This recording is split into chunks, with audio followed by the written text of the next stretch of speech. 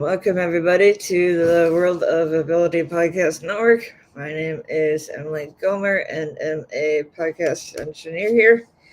And excited to bring you another episode of the SB Bridge Show with Suzanne Plumley that we do here every Tuesday at 11 a.m. Central. And talking about stuff connected with like diagnosis Asperger's or autism in general. Um, and so, I guess with nothing else further ado, I'll bring in Suzanne to kick us off today. So, welcome, Suzanne. Thank you, Emily, and welcome back to the Aspie Bridge. I will be having a guest, I hope, arriving very shortly. But as you all know, we've been talking about health and well being this first quarter of the year. And last week we had sleep, and this week we're working on some of the different messages that we're getting out on YouTube. I don't know if you're a big YouTube watcher or not, but it seems like every other ad has to do with eat this food, don't eat that food. But before I go there, with all the awesome Aspies that are out there in the world that are telling you what the traits of autism are, such as Paul Micallef in Australia and Samantha Stein in the Netherlands. Ryan Kelly's also out in Australia. I've been listening to him. There's Sarah Hendricks in the UK, Temple Grandin here in the US, and so many other Aspies that are out on YouTube telling you what the traits of autism are. I wanted to take a different swing with this podcast. I'm Suzanne Plumley. I am a certified life coach helping the late diagnosed autistic individuals, men and women. Well, I work mostly with women because we have a different prototype. We show up differently than the men do. But I help them by connecting them to all my bridge builders. And what that does is that provides the resources that we never had in life. That offers them information in solving a specific problem that they would not have received just by looking for it on their own. And I connect them as a torchbearer. I connect all of the late diagnosed autistic individuals with each of my certified life coaches who come on each week and talk about different topics. And as I said, we've been talking about health and well being. So I started out the year with talking about exercise, different forms of exercise. From there, I went into sleep. And this week, we're talking about all the different foods that some of the different doctors, like Dr. Stephen Gundry and Dr. Living Good, and some of the others that pop up on YouTube saying, eat this food, don't eat that food, get rid of your bloated tummy this way, get involved in this exercise that way.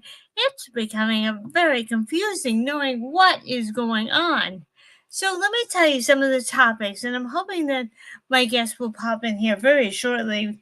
If not, we'll just talk about some of these topics and we'll have a shortened um, podcast today. Now, if you're like me, we grew up finding out that eat your vegetables and you'll grow up strong and healthy. Well, now I'm finding that not all the vegetables are living up to their responsibility. I used to grow up with tomatoes and cucumbers, only to find out that tomatoes give you inflammation in your hands so your fingers swell. And cucumbers are not the best either. And I'm like, all the foods I grew up loving because they were vegetables, even though tomatoes and cucumbers have seeds, they might be classified as fruits as well. Oh, and let's not forget about talking about fruits. If you eat an apple a day, it keeps the doctor away. But now we have to consider some of the different sugars that are in these different fruits. Now, many fruits have healthy sugars, and that's good. It's better than a candy bar, right? But still, we have to be careful about the quantity of them. Another topic, you drink your milk because your bones will get strong and healthy. And as we get older, we're learning that calcium in the milk is what keeps our bones from getting osteoporosis. And but we're finding out now that non-dairy milk is better. And on top of that, not just non-dairy, but coconut is better than the almond or the oat milk. But which one is it? It's so hard as autistic individuals to get the real truth because that's what we want. We give out truth, we want to receive truth. And with all these different people who are giving us different information, it's really hard to cut through what is truth and what is not truth. And I'm hoping that we can debunk some of those histories. Now, another thing that I learned, let's go back to the almonds for a moment. There's this thing called leptin, and too much leptin is what makes us get heavier. Leptin is not good for us, but yet they tell us to eat the nuts because nuts are good for us. Again, better than M&Ms, but we need to know which nuts are going to be the best nuts to eat. Now, perhaps, as I learned, you can get slivered almonds that takes away the shell of the almond, and it is better for you. There is so much information out there that is coming at us that we just don't know what information is the best information for us to know what is best for us. Another idea is when I was growing up, Weight Watchers, maybe Jenny Craig, maybe Curves, that was the answer to making sure we lost the weight we wanted to lose. But now there's the Atkins diet, the keto diet, the all these other diets. Are they any good? Are they really the best things for us? So hard to know what's going on that we need to know in order to keep our bodies in good shape. And it was easier back in the 70s and 80s and early 90s. There was only one idea of how to keep your body healthy, and that was the idea to go. Do you bring your food in, such as Weight Watchers and Jenny Craig? In other words, do you get a meal plan with them and spend the extra money? Favor is another one that will send you food already made. But how do we know what the sodium content is in this? Are you watching your sodium? This is another topic that we need to consider. How much sodium is too much sodium? We just don't know. Some people have different amounts. That also brings me to cholesterol. I was listening to an mini advertisement last night that said that high cholesterol isn't so bad anymore. Or is it? These are all of the questions that we have that we just don't exactly know what the best way to answer them. Another topic. I don't know about you, but apple cider vinegar has been getting a lot of credit these days on being the best thing to take the night before you go to bed. But then so is olive oil. And these two are probably some of the biggest controversies that we have going on. Uh, how do we take the olive oil? Which brand of olive oil? Is apple cider vinegar the best way to go about um, losing the weight if we take it the night before? I've even heard that there's some bad olive oil out there. So these are all different things that we need to really get a hold of to know what way is the best way. With the apple cider vinegar, I've heard about this Brazilian Manjaro. Is that the best answer for us? I don't know. And it's so hard to really cut through to find out what the truth is. Again, we being very honest people wanting to live by the rules, it's hard to live by the rules if all of the rules are different for each individual. Now we know that truth, when given by when answers are given by different people and they don't line up, it's no longer a truth, is it? It's now someone's opinion of what is the best. It's no longer truth because truth would mean that everybody believes the same way, or not believes. Believe is the what leads us to opinions, but truth is the knowledge that leads us to one answer. And I don't know about you, but I like knowing that there's only one answer. I don't want to have all these different answers and try and figure out which one is the best answer for us. It makes it very challenging for us to really get the right information. And when it comes to our bodies and the fact that we do deal with a lot of gastrointestinal, I would sure like to know. How about you? Would you like to know what the truth is? What the real answers are? So that we don't have to cut through everybody's opinions and try and figure out what is best for us? Let's see. Now, I had someone that lined up her supplement bottles every morning. There were about 12 of them that she lined up every morning. And I'm looking at it and saying, isn't our body supposed to take care of so much of the supplements that are out there in the world? Now, I understand if we have a deficiency in a particular area, let's just say iron, it would be helpful to take more iron pills. Or let's say that we do find that we have challenges with releasing all of our intestines, then perhaps we do need to take a probiotic. But then it comes into the prebiotics too that we need to consider. Have you taken one? Have you taken the other one? I don't know. I was really hoping that Clara would come on and really help us today to debunk some of these questions we have because I would like to know. How about you? Would you like to know what the answers are? Well, let me tell you, if you subscribe to my YouTube channel so you can watch future episodes here on YouTube, or if you go to the Facebook page, the Aspie Bridge, you can certainly put in all these questions for her under her picture. The Aspie Bridge is a great place to find all of my guests. And if you have a specific question that you see when you go through any of my episodes, if you go to the Facebook group page, the Aspie Bridge, and look for their picture, you're welcome to ask them any questions you want. Now, when I come on to my podcast, I have specific questions and topics, but they have so much more information that they can give to you. And what I'd like to do is I'm going to put out all these questions and I'm going to connect with Clara. We're going to make this a shorter podcast today. But we'll connect with Clara, see if she can answer some of these questions for you in her comments. And you can ask specific questions. Don't be afraid. One of the things that she's going to help you know is what is the difference between a nutritionist and a dietitian.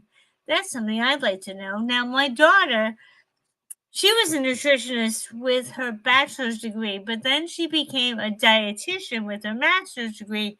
But I still don't quite know what the difference is. So I'm hoping that she can answer that question for us, as well as helping us know that different ways that we use food can impact the way we feel emotionally.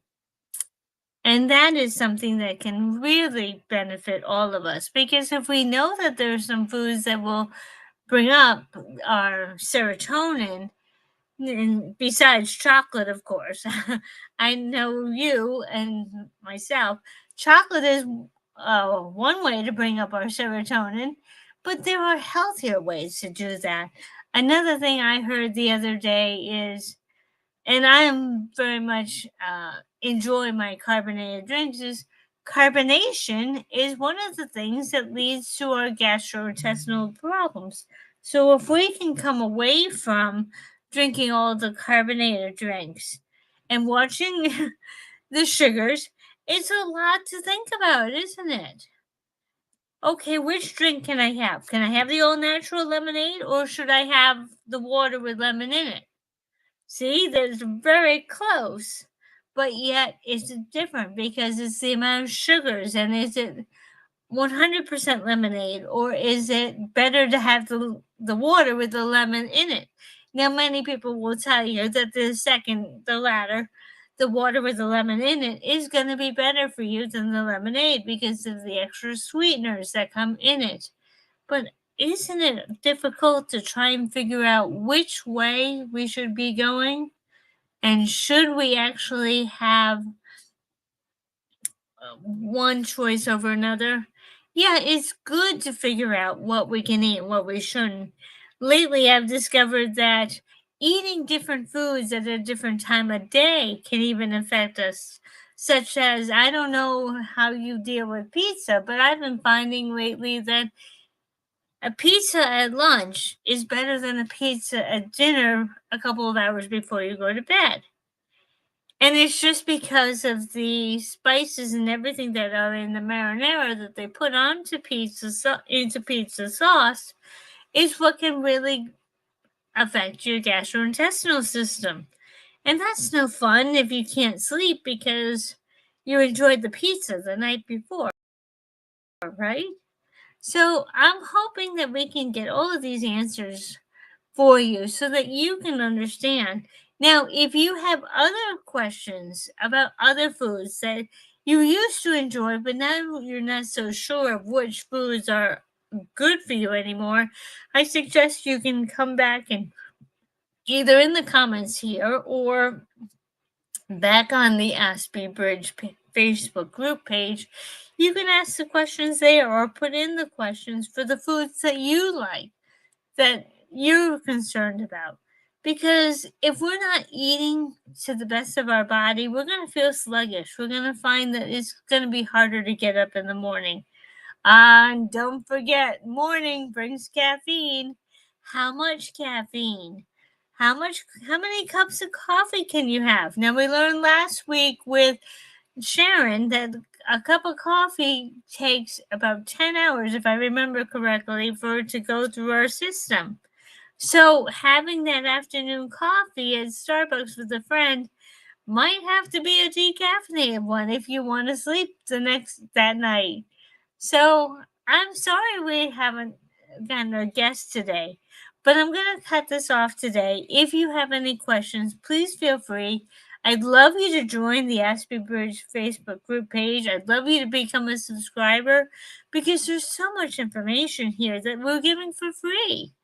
And when we know that when our mind and our bodies are working in tandem, we're going to have much better results. We're going to be able to take care of some of the responsibilities we're going to have. Lately, I just started a job which puts me on my feet a lot more than I used to be on my feet. And what is the best way to keep your bodies moving when you're on your feet? I know a lot of us are in retail jobs just because of the fact that it's easier for us to get a job in that particular field. So we need to know how to increase our endurance. Which foods are going to increase that endurance so that we're not getting halfway through our shift and wanting to go home? Because that is what's going to help us keep earning our money and earning our independence. And that is probably the biggest part of learning how to go back into society and not staying attached to people that might not be healthy for us. Because let's go back and say that a lot of us have been manipulated, have been sucked into systems with people that are not healthy for us. And if we can keep our bodies moving, if we can learn the proper foods to eat, if we can get the best sleep, if we can get the exercise that is necessary for us, we're going to have a lot more luck going into society being who we are. Now, I am the first one to tell you that that is not easy at times. I'm facing my own challenges right now. And I understand. That's why I'm a torchbearer. I'm not a textbook. This is what autism is. This is what CPTSD is. I'm living it right along with you. There are times that I am more vulnerable than others to some of the people that are out there in the world that are not helpful to us. And that brings us right back to our topic right now of how do we trust those who are giving information to us about food? How can we trust that they're giving us the best information? How can we trust that one doctor's information is better than another doctor's information. We've grown up with that belief that doctors are supposed to have all the right answers. But I'm no longer seeing that that's the case anymore. I'm now seeing that they too have their own opinions of what works best. And let's face it, our bodies are all different. What may work for someone may not work for you. And it may not work for us as a demographic of autistic individuals because we have more challenges with gastroenteritis. I think that's how you say it. But it's all of the foods that make us extra sensitive in our guts. And I really would love to get you the right answers so that you know how to go about living your life without worrying about what you're putting in your mouth every day, all day long. Now, we can stick with the basics of really making sure we're eating the right foods versus chocolate and chips and things like that all day. But wouldn't it be better to take it a step deeper and really know what is the right foods? Now, I'm so sorry that my guest did not come on today. And hopefully, she'll be able to answer some of the questions that you have for her so that we can get into this. But I hope you'll join in and ask all the questions you want so that we can get some answers. And for now, I will sign off. Next week, I have Edna Castile. Um, um, Edna, and she will be talking about what happens when you get a serious illness prognosis. Now, she has gone through her own battle with breast cancer, and I want you to know that she is a survivor. And not only she is a survivor, she's a thriver. So we're not immune as autistic individuals to another diagnosis of cancer or other major serious health injury or health problem. So Edna will come on and tell you how to think your way through to a great diagnosis so that you can be a survivor and a thriver and not succumb to the challenges of a prognosis and a limited amount of time to live. We really want to get you back out there. So I'm going to sign off for now, but I hope you'll join us next week as we talk about how to work our way through to a surviving diagnosis, uh, surviving a serious diagnosis. I want to sign off for now. I hope you have a great day.